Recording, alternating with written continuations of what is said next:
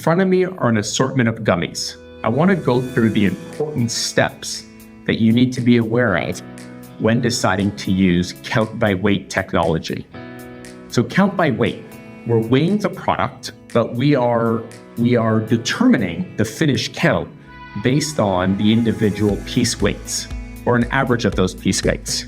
So the machine is going to assume that 4 of these gummies, if each of them weigh, let's just say 3 grams, that each of these 4 combined will equal 12. As long as the individual piece weights do not vary cumulatively by over the weight of one piece, in theory, the weigh filler should count them out correctly.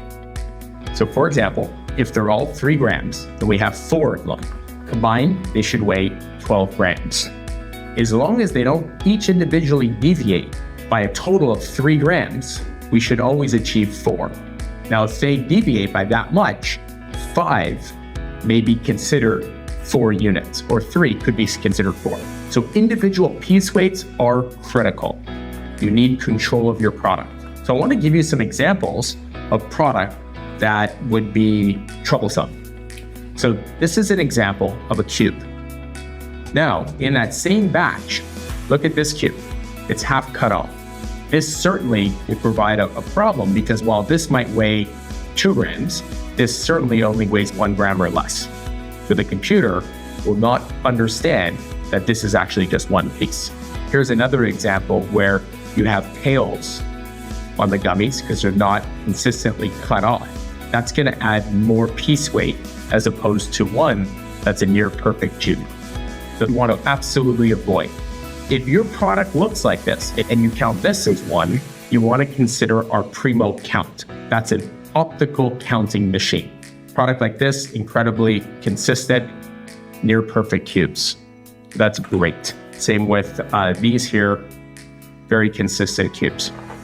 Now, someone might ask, well, what about clumps? Now, we never want clumps like this, right? Or 2 product that sticks together, or even worse. Look at this one.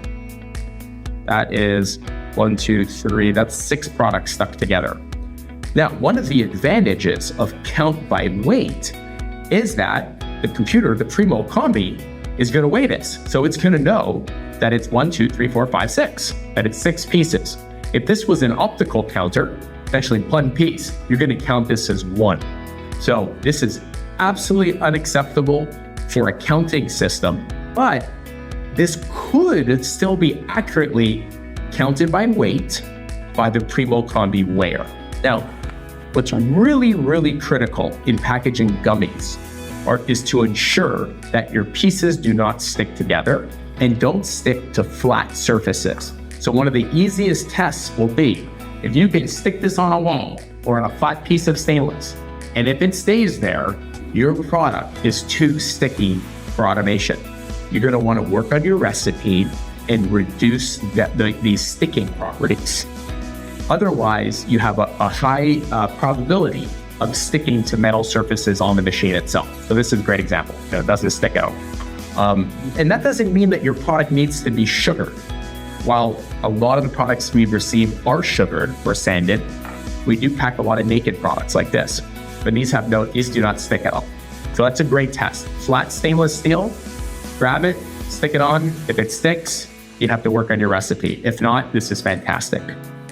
Another feature too to consider is packing your products pre-wrapped. A pre-wrapped product can run on either the Primo count, which is the optical counter, or the Primo Combi scale, which is going to weigh. So keep that in mind. We can go naked, or we could run pre-wrapped products. I hope this helps.